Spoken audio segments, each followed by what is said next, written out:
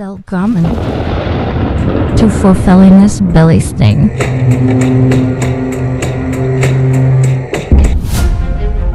A show dedicated to aligning a journey to a better mental health using the understandings of the ancient Norse. Join us each weekday morning at 7 a.m. Alaska time.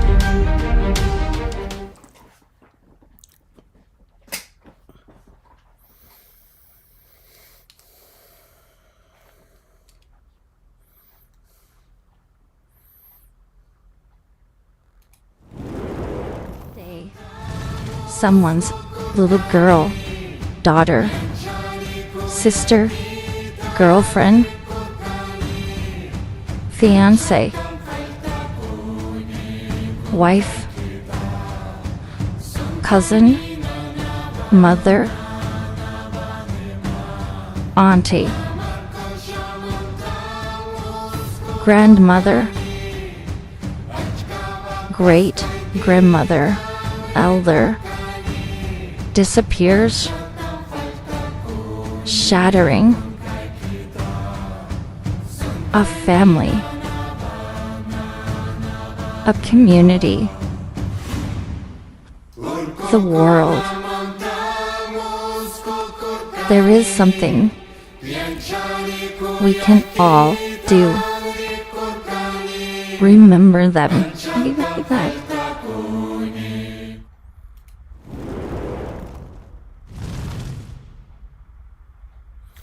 God morgen and welcome. Welcome back.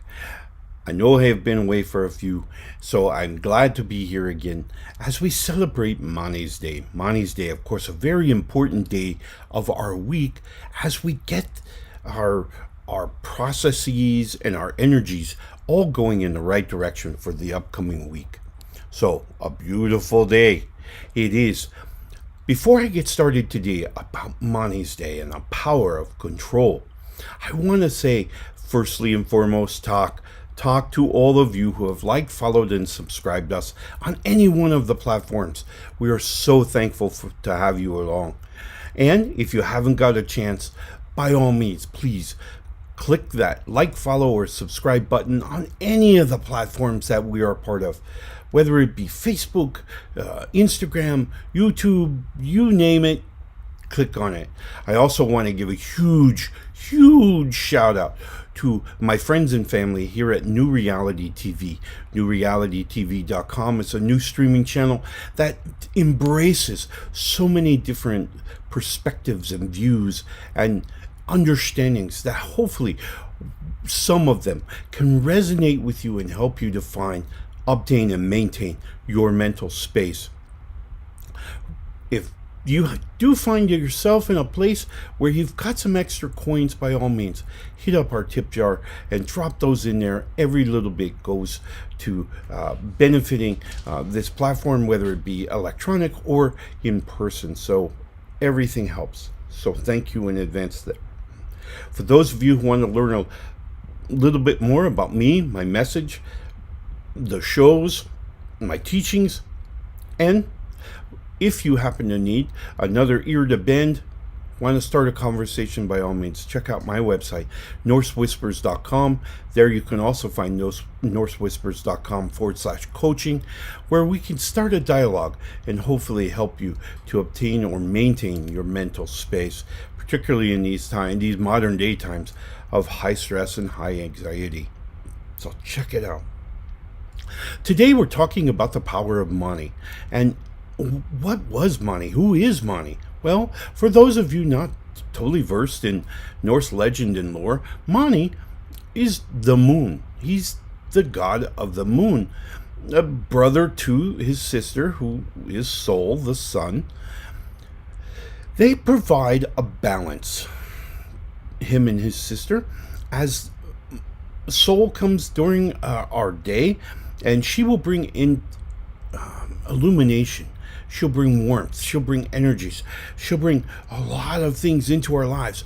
The revelations that we'll come to in our experiences here on the physical realm. And then as she begins her nightly walk to darkness, or to her brother, we're going to find these questions that then drive our future. What do we want to know? And our brains will begin to process what soul has given us as we make a turn to the darker energy of Mani. Mani, of course, not darker as in, unwanted or maybe in some perception of evil or bad. That's not what dark energy is. Dark energy is simply the unilluminated energy, if you will. So it's the questions that drives us. It's the questions that wants us to learn more, know more, even who we are ourselves. Of course, some of those questions: who am I? Why am I here? Why am I doing this? Why do I have to endure this? All of these questions all stem from our illumination of the day, and we come into the night where Mani has so much he can offer us. Now, as you may recall, Mani doesn't mean pitch darkness, blindness, if you will. That's not what Mani means. Mani simply means unilluminated. In many cases, we have some framed outlines within the dark. Whenever I speak to my grandfathers about this topic, they remind me of a darkened room that's full of furniture. And as we move through the furniture, there's a very high potential that should the room be dark while we're navigating, we're gonna smack our shin or our toe, or some form of some piece of our body is going to be kind of smacked up against some piece of furniture that might be uncomfortable, right? The furniture's fine. You're technically fine. But because we don't have illumination, things aren't working the way they should. This is the value of illuminating the room. Hence, if we're in a dark room and we were to light a candle in this dark room, notice how now the furniture begins to take form and we can avoid it, right?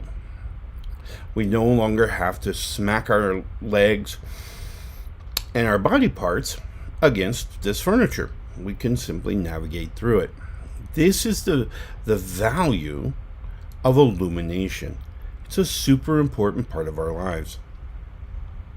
Many times we may get to a place in our lives where we seem to have more questions than we do answers. And the illumination that we seek just hasn't been discovered yet. This is a very general, very frequent piece of our lives, is when we are being driven into these questions. Why am I here? And it's typically indicative of beginning to elevate our knowledge to a state of wisdom. Remember, wisdom is simply knowledge plus experiences, right? So we have our knowledge that we may have gained from secondhand experiences, from our parents, our friends, whatever, maybe even read it in books.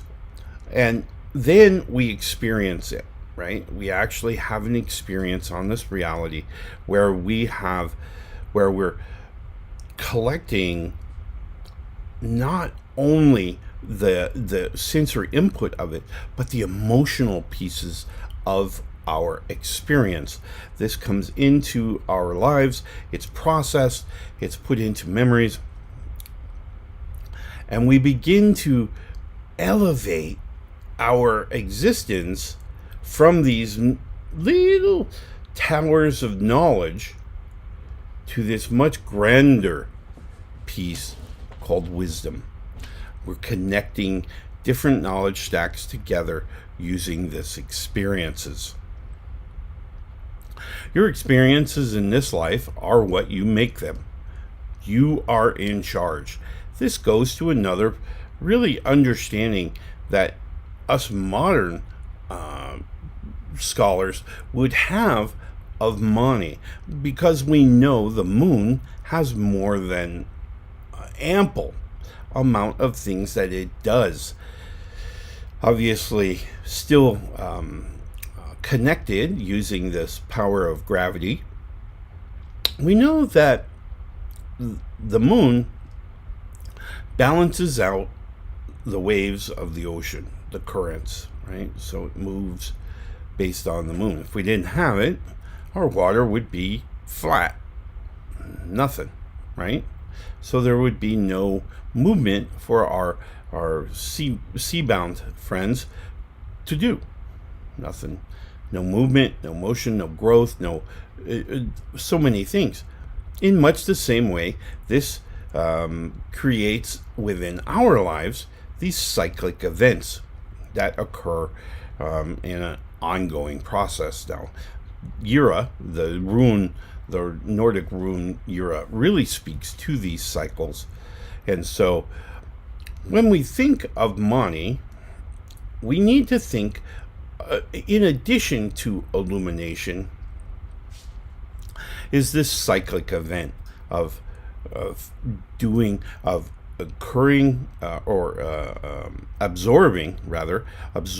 a experience, however we got it.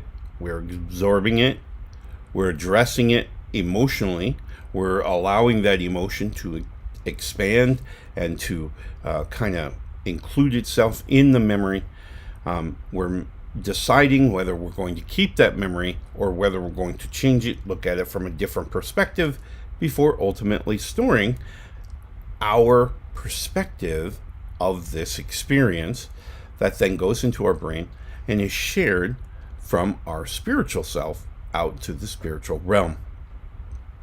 So other spirits can absorb this energy in a second-hand kind of way. It happens every minute, every microsecond of every day.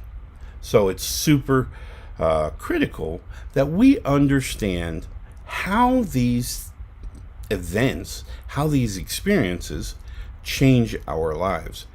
More importantly, or just as importantly, is how we can then dictate what those experiences are. We have spoken on many occasions about absorbing sensory input and then immediately making some alteration to that experience. If we're in a good mood or a bad mood, dictates how we see this experience, right? So if we absorb, I always use the experience of me as a young man when my father passed from this realm. And in the morning we celebrated with the funeral. We didn't celebrate. We mourned during a funeral memoriam type service. And then in the evening we had a Irish wake for his passing. Looking at the same event, the loss of my father, from two very different perspectives, with the memoriam being very somber, very sad, very depressing, not a very good experience, to the wake, where it was the celebration of life. But it was the same, we were still celebrating, we were still identifying the same event, my father's passing. One embraced, I should say, the passing of his physical form. He was leaving the physical plane. The other celebrated his spiritual arrival into the spiritual realm. A very different perspective of the same event. All of our events are the same way. Every event we have, every experience we have, we can perceive it differently, right? And just because someone else tells me I should experience this in a certain way doesn't hold water. It's all about me, right? So I perceive an event cheerfully. Other people may be disappointed, sad, angry, upset, whatever. And they're trying to convince me with their body language, with their voice, with all of their stuff. They're trying to convince me that I should be angry, sad, depressed, whatever, right? I have a choice. I have a choice. In my me gate, I can choose to just say no. Just say no. I want a more pleasant. I want to see a more positive. I want to have a better perspective of this event, whatever it is, right? I have a choice. I always have a choice. You always have a choice. People, others on this realm may try to convince us to be sad, to be angry, to be frustrated, to be whatever. But we don't have to subscribe to that. We can be who we are, what our beliefs are, what our happiness, what our joy, right? So we can do that. We always have a choice. Whether it be sensory input or whether it be someone's influential energy attempting to sway us one way or another, we always have a choice, right? And we can choose that anytime we want. You could be depressed right now and just choose the other side in the next microfraction of time, right? You can do this. We'll talk this week about the strength of Thor and how this comes into play when we make up our mind to do something. We stick to it. We hold that thing firm. And so if I want to be happy, I can decide to be happy. I can decide to be joyful. And I can go that way. And then it's a matter of me focusing on that will now help me to continue that path. All right? We're going to take a real quick break. When we come back, I want to talk about how you can make sure that your days go the way you want them to. Because remember, ultimately, we are in charge of our emotional and our mental state. We'll be right back after this short message. In the air. The time is now. We're all waking up. We're waking up. We're all waking up. It's all shifting. New vibrations. It's you. It's you. It's me. It's all of us. Together. A new time. A new day. A new energy. A new energy. New reality. Awaken with us. Awaken with us. Awaken with us. newrealitytv.com.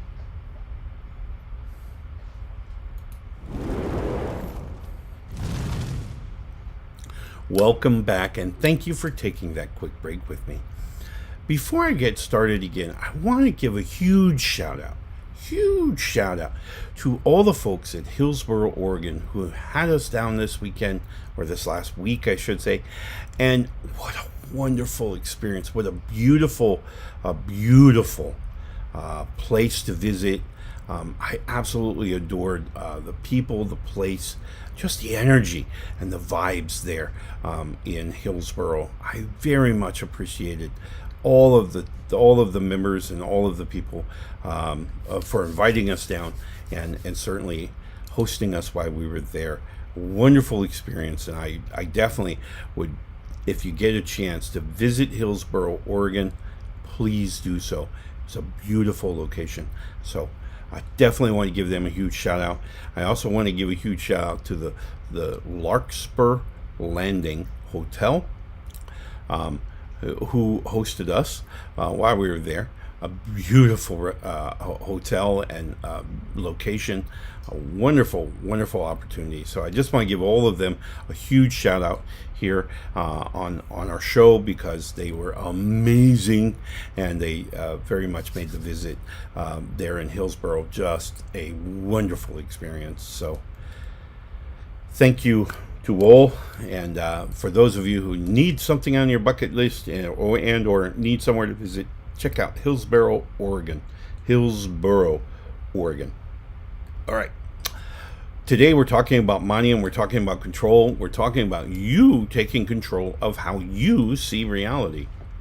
Well, it's as simple as that.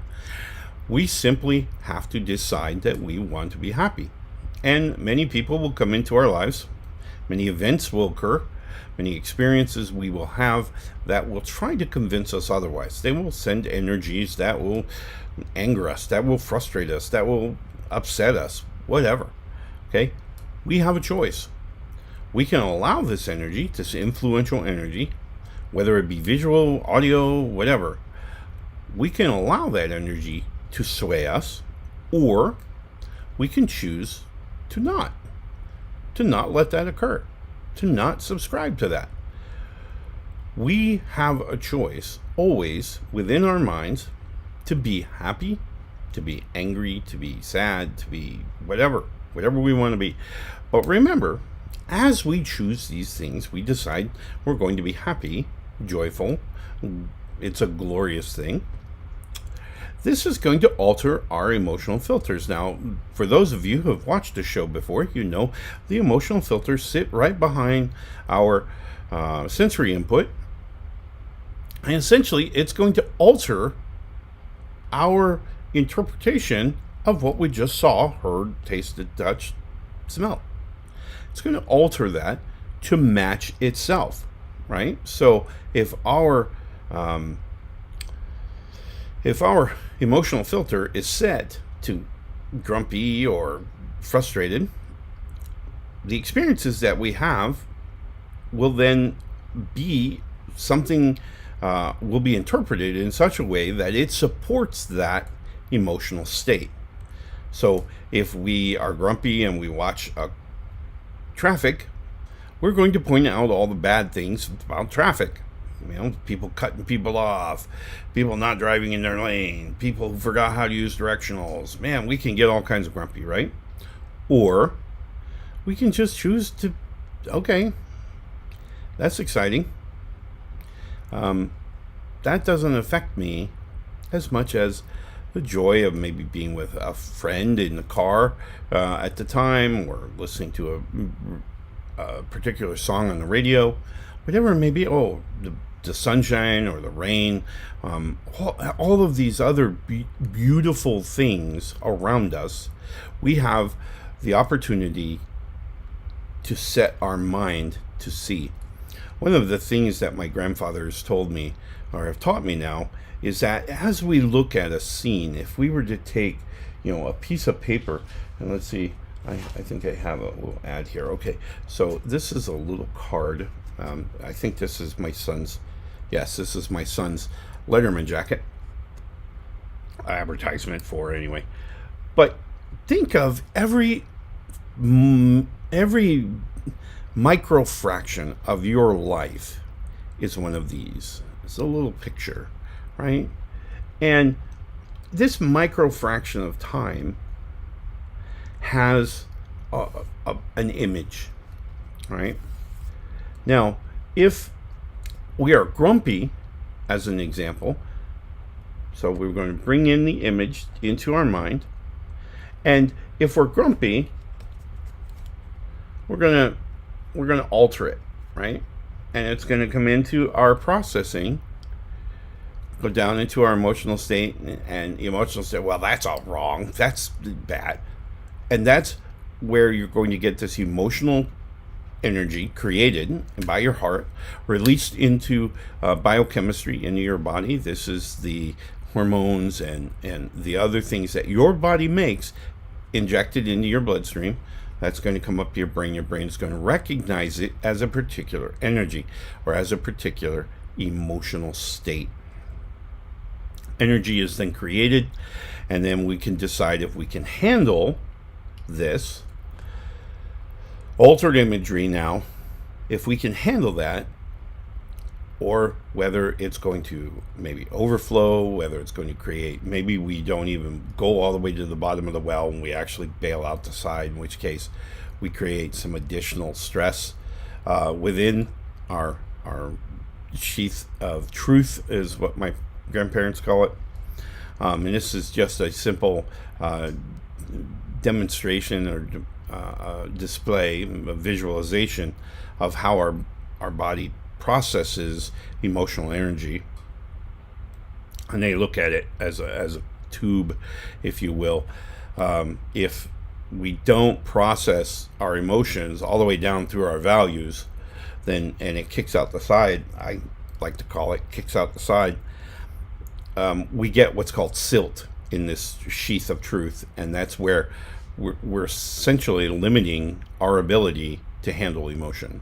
And this is where we find some kind of psychological trauma in our lives. So it's going to occur, and it has a tendency to overrun our sheath of truth, right? So when we get to overrun on the sheath of truth, we find ourselves with actual physiological symptoms: the sweaty hands, maybe the sweat, the heart racing, the shallow breathing, the anxiety attacks, panic attacks. All of these things are all driven when the sheath of truth is overrun. Now, we also have to remember when we're looking at our sensory input and our processing and everything going on, part of this energy that's going to be processed is imagination. It's in every piece of energy that we process is this thing called imagination. Now, imagination is translated in much the same way this anything else is translated, as it's going to come in through that filter, it's going to go down to the heart. The heart's going to process it and do the biochemistry based on what it sees in the imagery. You don't see what you think you see. You see what your brain wants you to see. Okay? And so it's only when we begin to think about processes like meditation and focus and prayer and where we can really concentrate, block out all this stuff, do we begin to really see what we're about, who we are, where is our authentic space, and thereby allowing us to then control what we see. We can look at this image again from two different ways. Every microfraction of time we have in our lives has at least two perspectives, in that we can see it this way, we can see it this way, we can see, we can roll it all the way around, whatever we want. But we have a choice. We get to choose how we see this. And the way we see this, we can see it as either a positive, woohoo, man, that's really exciting, or that's really cool, or it's beautiful, it's wonderful, or we can see the other part, which is the more unwanted, the negative parts. We get to choose that. Super important that you understand that. You can choose to see things in a positive way. Everything has two perspectives, at least. Everything in our lives, every experience we have, can be seen as either a positive or a negative. And you get to choose. All right, I hope you're going to get this Mani's Day kicked off right by putting yourself in the right frame of mind, making those right choices that you want to be happy, because that's ultimately the key, is to find happiness, harmony, peace, contentment, comfort. All of these things that we want in our lives, you get to find. And they're everywhere. They're abundant in our universe. So when we set our mind to seeing them, we will. If we set our minds to not pay attention or not watching, or we're focused on the negatives, the bad side, that too is what we're going to see. That too is abundant. So You get to choose. What are you going to choose? All right?